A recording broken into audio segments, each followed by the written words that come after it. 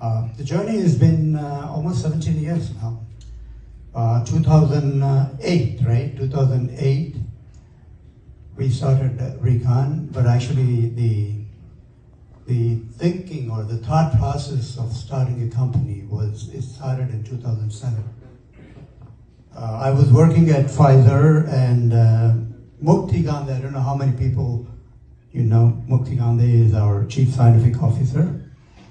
He sits in Denville, and Mukti and I, we studied together undergrad, so we know each other for the last 45 years. We are friends, more than friends actually, I can say. And so Mukti was driving from his work, and then I was driving from my work. He picked up the phone and he was talking to me, and actually 1998 is when Mukti and I and a couple of other people were going to start a company called RiconPharma. This was in 1998, and what happened was we did the business plan, and we went and then we spoke to the investors because we had to raise money. And this story probably no one knows. This was pre-Recon. I'm talking about 1998, right? It's almost 27 years. So we put a plan together. I was supposed to be part of that company, taking care of all the manufacturing and business and finance and everything. And then Mukti, of course, he's the chief of R&D. And we had another guy, Rasik Gandalia, who's also a partner in Recon. And we went to the Gujarati doctors, because that's where the money is, right? The doctors who came here a long time ago made a lot of money, and they always wanted to invest in the hotel industry or invest in real estate or Patel Brothers, you name it. The Gujarati community has done extremely well in the industry, right? So we approached them. We gave a presentation that we wanted to do a company. We said, we're not going to bring any money, but we can bring our experience and talent to build a company.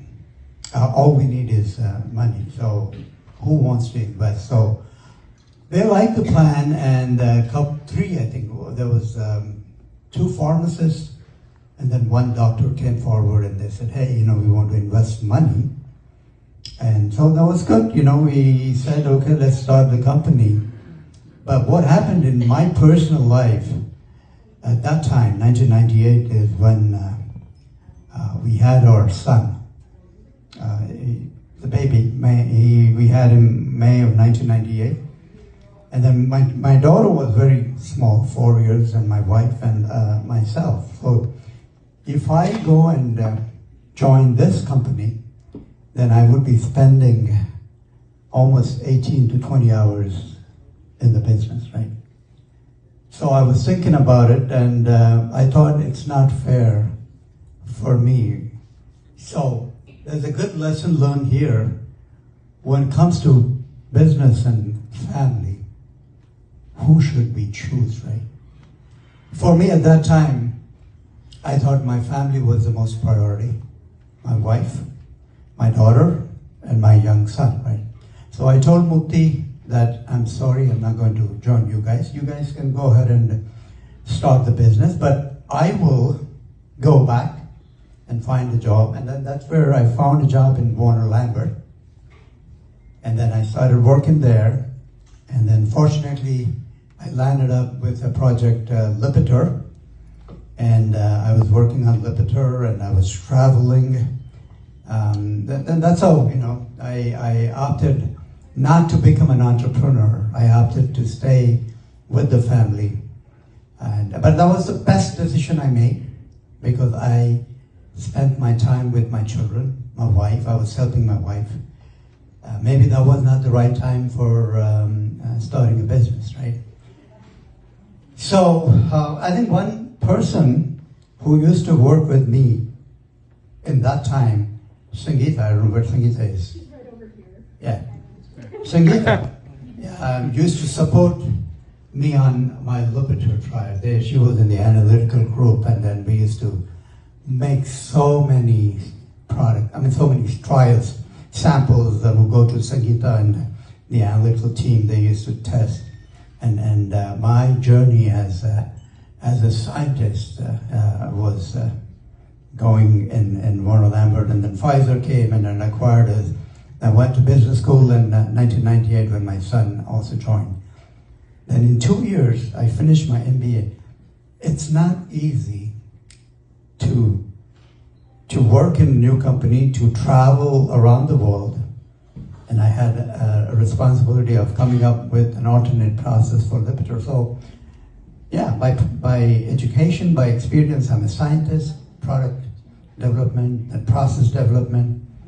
And then, the journey was going on. Meanwhile, while I was doing my MBA and I was working in Pfizer, Mukti and his partners, they were building this company called RiconPharma.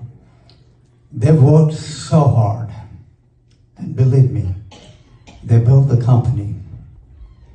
In 2005, meaning 98 to 2007 years, they built the company and somebody wanted to come and buy them up. Okay, so that was how the RiconPharma was bought over by a private equity firm called Roundtable Partners. And then Mukti did, he was with them for another year, 2.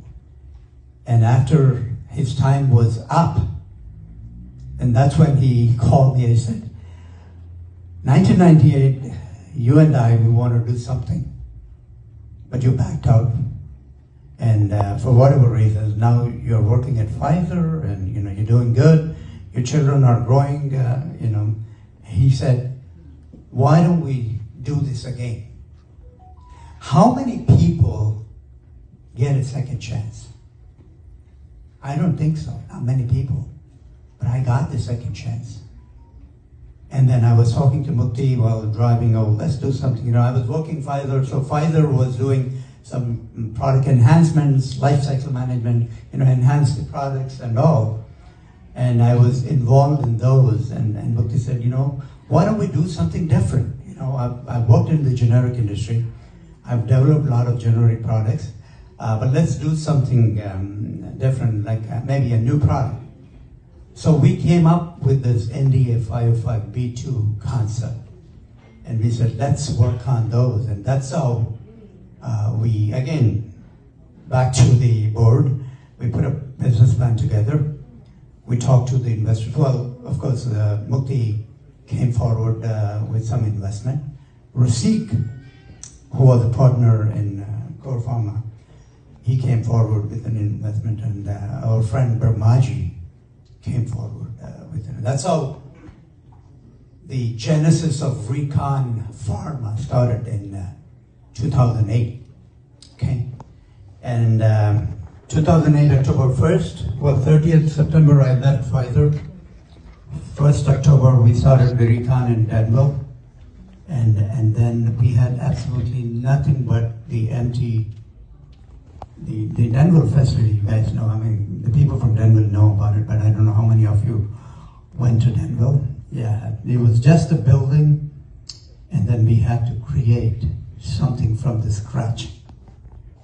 So while we were strategizing the Recon, and then Praveen, our friend, who was also a classmate of ours, he went to school with us, we were talking to him, and Praveen was working at Dr. Reddy's, and then he moved to Orchids. Praveen is a great scientist. He's somewhere here. He's here, okay? He did so well at Dr. Reddy's. Several ANDAs, and he worked on paragraph 4 challenges, and great scientist. And then Orchids, he was heading the R&D. And then Mukti and I, when we were talking, we want to do R&D definitely in the US, but let's see if we can do something in India also. That's a good idea, right? Having an R&D in India, because we wanted to give something back to India. create some opportunities there. So at the same time, Praveen was talking to us, and he said, he has done so well there. He said, he was talking to me, he said, Raju, I'm thinking of looking at opportunities in the US. See how the destiny brings people together. That was the right time that he was thinking of coming here. And I spoke to Mukti and I said, you know what? Why don't we do this R&D in India also? And then let's bring our friend, close friend Praveen. Because you need to have someone you know. You can't manage a company from here, right? Praveen, we thought it was like a blessing for us. So we spoke to Praveen and he said, you know, you don't need to go and work somewhere. This is what we are planning on doing. Do you want to join us? Praveen said, yes. It's like somebody, you know, taking a ring and kneeling down and said, do you want to marry me? That's the kind of feeling. So Praveen said yes. And then that's how we, three of us, became partners. And his mission was to set up the India. And then Mukti and I, we were going to do the Danville R&D. And one of our investor, Brahmaji, came with one of his nephew, who happens to have a lot of experience in the analytical and, of course, you know, topicals and formulation, right? And then he also joined us. So that's how we started Recon, and I don't know, I mean, if I think back, we used to carry these heavy HPLCs on our hands, okay?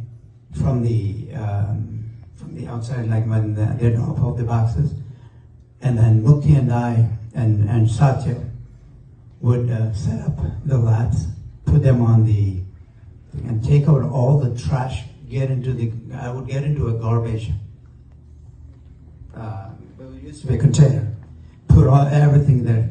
And that's how we started Recon. There was absolutely no one there. It was just three of us. We said, you know, if someone calls, we need an admin. So we hired one admin, Eileen Russo. She joined us and she was picking up the phones, and somehow Eileen's husband happened to be an electrician and we were looking for an electrician. So Eileen said, why don't you talk to my husband? So we hired Eileen's husband. And he started helping us setting up the labs, you know, setting up the electrical lines. And then slowly we said, now we need scientists to hire. We hired one girl, Tangela. I think she's a Filipino. Tangela was with us for a long time. Then Kishore. I know Kishore from back home. Actually, he from my wife's side. And then he was doing his PhD at Rhode Island, and he was working there, and then we were talking about it. He was looking for an opportunity, and they said, you know, there's one opportunity with us, would you like to come? So Kishore graciously decided to come and join us. Kishore, was it 2010? 9? Huh? 2009. 2009. So probably he's one of the oldest, apart from us, in the company now. 2009 he joined, and he trusted us, and then he's been with us for almost 16 years now. Did a phenomenal. Now he's the VP of specialty formulations and analyticals. See, getting these people is very critical for the success of a company, right? Then Naga came. Naga was working at RiconPharma, I think. Then he moved to some Chinese or some Japanese company. He was traveling to China. We said, you know, come and join with us. So he decided to join Recon. And that's how slowly, one by one, some people started. And then we started hiring, right? And 2008 was a very, very bad year from an economy point of view. Everybody was laying off people, and then we were so ambitious. We said we wanted to do products, right? So we started hiring people. the one thing we did was, let's do this NDA 505(b)(2), right? Unfortunately, we had fantastic concepts. We even did a roadshow, it's not a webinar, it's a symposium in Philadelphia talking about 505(b)(2)'s opportunities and trying to attract people. But unfortunately, the economy was so bad that no one wants to spend money. And we realized that if we go that route, we're going to end up closing the shop. So we had to quickly pivot the strategy. And again, there's always a reason why things happen the way they happen. I believe in that. I've seen that. I've experienced that, right? So we said, let's do something different. We would work on some complex dosage forms. We have experience. We have one of the partner can do specialty product development. And Mukti and Praveen were good at the solid orals. And then I decided to move because I'm only on the manufacturing side, but I was taking care of all the business, the finance. So I was the HR, I was the CFO, CEO, I was everything. Warehouse manager, everything, right? And that's how we work hard. It's like blood and sweat in the company. And now if I look back in 17 years, it's a great story. I'm going to write a book about it, by the way. I'm going to write a book about it. So we started developing products. So what happened? People knew us. And we said, we only have so much money, and if we do everything by ourselves, we're going to be out of money. So we said, let's partner with someone, right? So some sales and marketing companies approached us. And because they have so much confidence in Mukti, that he can do, they have so much confidence in Praveen. And they said, okay, we're going to sign up 5 products. So the first company signed up 5 products. Then another company came, they signed up another 5 products. And that's how we were signing products. But the good part is, we said we can do this and we can do that. Well, we did it. It was not just the talk, right? Some people say, hey, I can do this, I can do that. Well, they will do everything, but when you actually give a project, nothing goes. But we were not one of those people who just talk, right? So we were putting our heads down. We were not promoting ourselves. No one knows Recon at that time. We were just working, developing products, filing products with the FDA. And that's how people started coming. In 2010, we realized we didn't have manufacturing, and we were relying on contract manufacturing. So I was going after contract manufacturing companies. But what we felt was it's a challenge if you don't manage your own manufacturing. You're going to be depending on other people. So we signed up with several other people so that we already started feeling that the timelines were slipping and their quality systems were okay. And we were a little nervous. I think it's better we should have our own manufacturing. Again, the destiny. Here also I'm going to tell. Fairfield facility used to be Concord Labs.